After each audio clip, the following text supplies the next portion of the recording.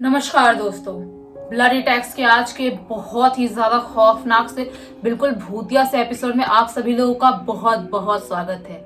जी हाँ दोस्तों, आज का जो वीडियो होने वाला है वो बहुत ही ज्यादा भूतिया होने वाला है और साथ ही साथ आप लोगों को एक अलग सा डर भी महसूस करवाने वाला है। आप इमेजिन करो, अगर किसी इंसान की नई नई शादी होती है तो उस इंसान के लाइफ में कितनी सारी नई नई उम्मीदें होती है, उसको लाइफ में कितना सब कुछ नया नया करना होता है, लेकिन उसी दौरान उस कपल के साथ कुछ बहुत ही खौफनाक भूतिया घटना घट जाए तो उसके ऊपर क्या बीतेगी बस एक बार सोच के देखो। किसके साथ घटी थी, कहां पे घटी थी, क्यों घटी थी, कैसे घटी थी, सब कुछ जानने के लिए स्टोरी के बिल्कुल स्टार्ट में चलते हैं। अनु नाम की लड़की ने ये स्टोरी मुझे इंस्टाग्राम पे लिख के भेजा है। उसके अंकल और आंटी के साथ ये घटना घटी थी नैनीताल में। जी हाँ दोस्तों, नैनीताल एक बहुत ही खूबसूरत जगह है, लेकिन अगर वहीं पे कुछ ऐसी खौफनाक घटना घट जाए और कुछ ऐसा हो जाए जिसके बारे में किसी ने इमेजिन नहीं किया हो तो वो खूबसूरत जगह भी एक खौफनाक जगह की यादें दे देती है। तो होता क्या है, ये जो अनु के अंकल हैं उनकी नई नई शादी होती है और अनु के घर पे उसकी आंटी आती है। तो घर वाले बहुत ही ज्यादा खुश थे, सब लोग खुशी सेलिब्रेट कर रहे थे, सब लोग बहुत एंजॉय कर रहे थे, घर पे जो मेहमान थे वो लोग भी बहुत एंजॉय कर रहे थे। तभी घर वाले डिसाइड करते हैं कि हम लोगों को इन लोगों का नाम रख देते हैं, राजू और सोनिया नाम रख देते हैं। जो इसके अनु के चाचा चाची उनका नाम रख देते हैं। जो राजू है वो और उसकी पत्नी सोनिया, इन लोगों को हम लोगों को कहीं घूमने के लिए भेजना चाहिए, क्योंकि उनकी अभी नई नई शादी हुई है और कहीं घूमने जाएंगे, एंजॉय करेंगे तो लाइफ में एक अलग सा एक्सपीरियंस होगा और अच्छा फील करेंगे। तो घर वाले ऐसा ही डिसाइड करते हैं। जो उनकी शादी हुई थी ना वो ठंड के टाइम में हुई थी, तो सब लोग सोचते हैं कि कहाँ भेजे, क्या करे, किधर भेजे। तो फाइनली जो अनु थी वो बोलती है कि अंकल आंटी आप लोग नैनीताल जाओ घूमने के लिए। नैनीताल बहुत ही खूबसूरत जगह है और वहां पे घूमोगे तो एक अलग एक्सपीरियंस भी होगा। तो अनु के अंकल बोलते हैं हाँ बेटा, मुझे भी तो बचपन से नैनीताल जाना था, लेकिन कभी ऐसी प्लानिंग नहीं हो पाई और कभी टाइम भी नहीं मिला कि जाऊं। तो ये बेस्ट आइडिया है, एक काम करते हैं, फटाफट टिकट निकालते हैं और वहां के लिए निकल जाते हैं। तो ये लोग ऐसा ही करते हैं, फटाफट फ्लाइट की टिकट निकालते हैं और ये लोग नैनीताल पहुंच जाते हैं। ये लोग नैनीताल पहुंचते हैं दोपहर के टाइम में, लेकिन इन लोगों ने सबसे बड़ी गलती कर दिए थे। इन लोगों ने पहले से होटल बुक नहीं किया था कि जहां पर ये लोग घूमने घामने के बाद, थकने के बाद कहीं पे स्टे कर सके। तो जो राजू थे वो और जो सोनिया थी वो थोड़े टेंशन में आ जाते हैं कि पता नहीं ऐसे तत्काल में ऐसे हम लोग आ गए हैं तो हमको होटल मिलेगा भी कि नहीं मिलेगा। तो फिर सोनिया बोलते तभी कि एक काम करते हैं ना, अपन दिन भर घूमते हैं, दोपहर में पहुंच गए, दिन भर घूमते हैं और शाम तक कहीं ना कहीं कोई ना कोई होटल तो मिल ही जाएगा। इतनी बड़ी जगह है, क्यों नहीं मिलेगा होटल, मिल जाएगा। पहले से बुक नहीं कर पाए तो चलो कोई बात नहीं, गलती हो गई तो क्या कर सकते हैं। ये लोग ऐसे ही करते हैं, पहुंचते हैं दोपहर में नैनीताल और पूरा घूमना स्टार्ट करते हैं। जो भी वहां पे जगह होती है वहां पे घूमना स्टार्ट कर देते हैं और अभी इनको घूमते घूमते रात के 8:30 हो जाते हैं, यानी कि शाम के 8:30 हो जाते हैं और ये लोग सोचते हैं कि अब हमको होटल सर्च करना स्टार्ट कर देना चाहिए। और ये घटना घटी थी उस टाइम पे आज से 13 साल पहले। और 13 साल पहले मतलब इंटरनेट था लेकिन लोग इतना यूज नहीं करते थे। तो सोचते हैं कि कैसे ढूंढे, तो लोगों से पूछना स्टार्ट करते हैं कि मतलब कोई होटल है क्या कहीं पे। तो लोगों से मुंह से पूछ के देखना स्टार्ट करते हैं। बहुत सारे होटल्स ढूंढते हैं कि कहीं पे तो एक रूम मिल जाए, कोई तो मिल जाए कि जहाँ पे हम रुक जाए एक रात के लिए, फिर दूसरे दिन कहीं अच्छे से ढूंढ लेंगे, कोई कैसा भी रूम मिल जाए। लेकिन उन लोगों को कोई भी रूम नहीं मिलता है। अभी ये लोग थक भी बहुत ज्यादा गए थे, पूरे दिन से घूमे थे और कोई रूम नहीं मिलने की वजह से, ठंड भी बहुत ज्यादा थी वहां पे, रूम नहीं मिलने की वजह से बहुत परेशान हो गए थे। लोग सोच रहे थे क्या करें यार, कहाँ रुकेंगे, कैसे क्या करेंगे, कुछ समझ में नहीं आ रहा है। तभी वहीं पे ढूंढ रहे थे, बात कर रहे थे, लोगों से पूछ रहे, तभी उनको एक बुढ़ा सा आदमी दिखाई देता है जिससे पूछते हैं कि काका क्या यहाँ पे कोई भी रूम नहीं मिल सकता एक रात स्टे करने के लिए? हम लोग यहाँ पे नैनीताल में नए हैं और हमको नहीं पता कि कहाँ पे कौन सा होटल है क्या है, लेकिन आप क्या हमारी मदद कर सकते हो? कोई तो होटल कैसा भी रहेगा, गंदा रहेगा तो भी चलेगा, बस हमको मिल जाए एक रात स्टे करने के लिए। तो जो बुढ़ा आदमी था वो बोलता है बेटा यहाँ से 700 मीटर दूर एक होटल है, होटल का नाम बताता है जिसका नाम मैं नहीं बताऊंगी, वो होटल है, वहां पे जाओ, शायद तुमको वहां पे रूम्स मिल जाए और शायद सस्ते में भी मिल जाए।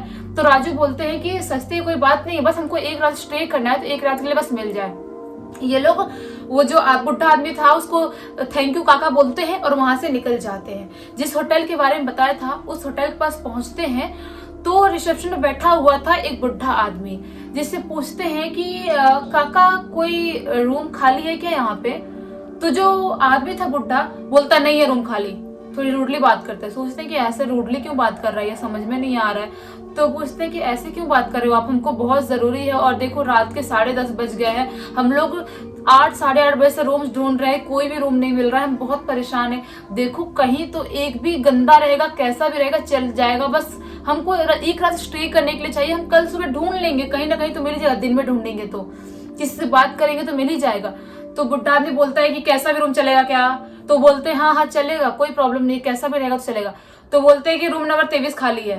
तो बोलते हैं हाँ हाँ काका, तो कोई बड़ी बात नहीं, 23 हो या कोई भी रूम हो, बस आप दे दो उसकी चाबी, हमको बस एक रात सोना ही तो है हमको। तो जो बुढ़ा आदमी था रिसेप्शन पे बोलता है कि भाई देखो वो रूम गंदा है, उसकी मरम्मत भी बहुत सालों से नहीं हुई है और ढंग का रूम नहीं दिखता है और बदबू आएगी तो मेरी कोई गलती नहीं है, तुम लोग बोल रहे हो अर्जेंट है, रहना है तो रहो, नहीं रहना है तो अभी डिसाइड कर लो क्या करना है, मेरे को बाद में कुछ मत बोलना कुछ गड़बड़ होता है। तो वो लोग बोलते हैं कुछ नहीं गड़बड़ होगा, आप बस चाबी तो दे दो। चाबी लेते हैं, वहीं से एक रिसेप्शन पे एक लड़का था छोटू, वो बुलाता है, जो बुढ़ा आदमी था रिसेप्शन वाला, बोलता है छोटू इधर आ, चाबी लेके रूम नंबर 23 में इनको छोड़ के आ। तो रूम नंबर 23 में वो छोटू इन लोगों को छोड़ने के लिए आता है।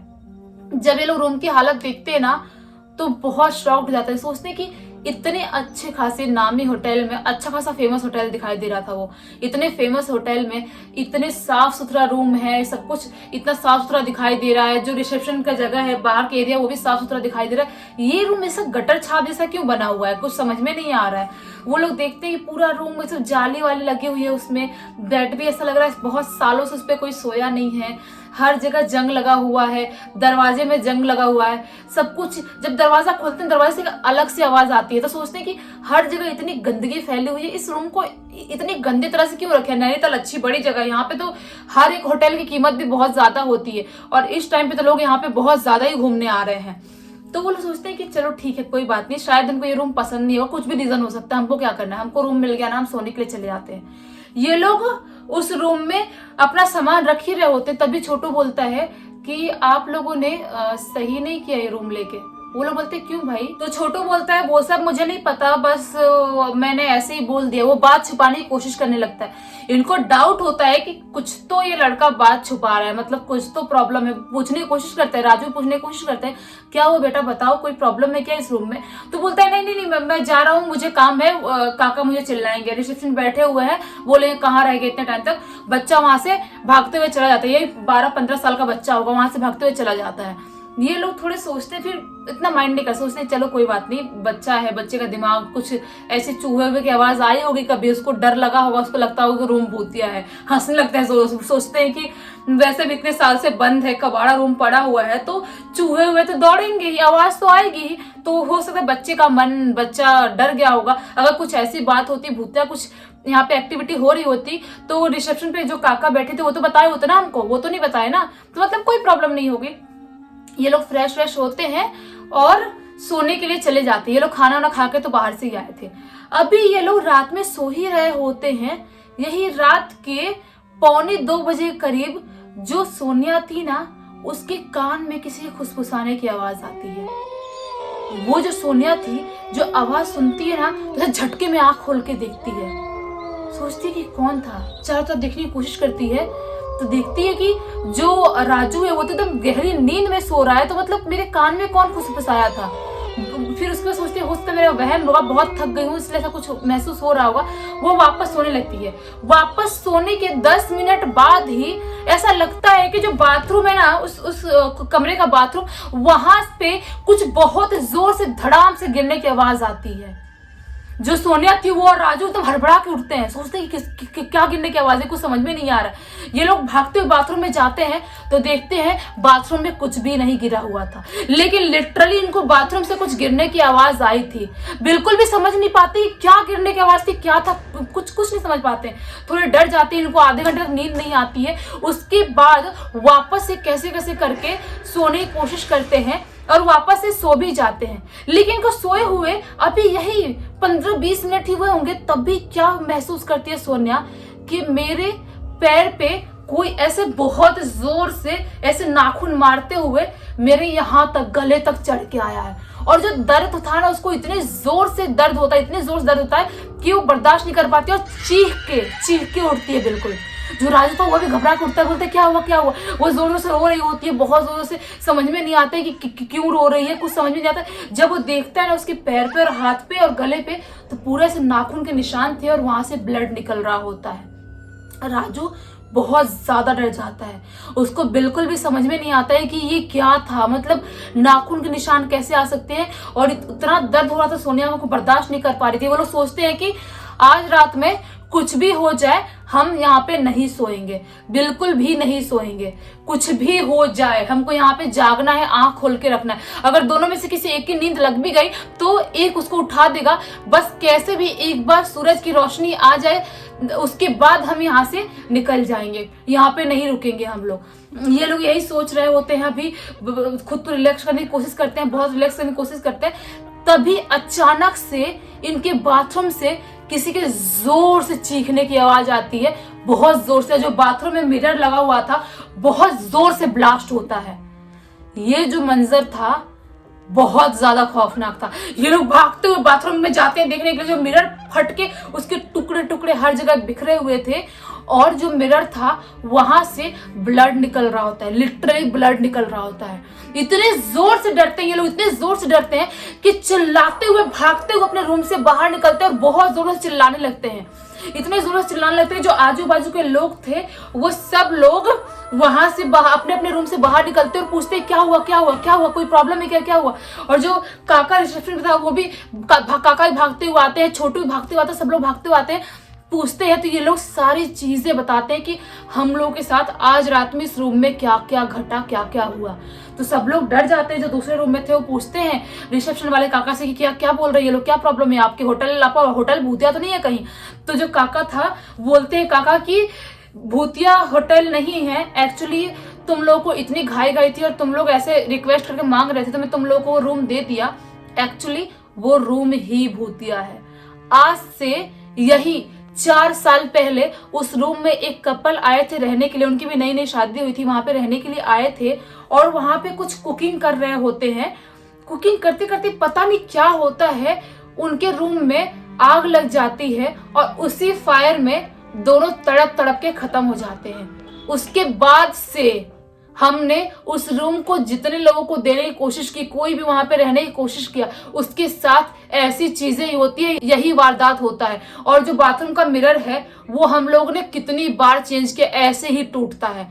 तब से हम लोगों ने इस रूम को बिल्कुल किसी को देना बंद कर दिया। लेकिन तुम लोगों ने इतना रिक्वेस्ट किया कि हम लोगों को सोने के लिए रहने के लिए जगह नहीं है, तो मैंने तुम लोगों को दे दिया।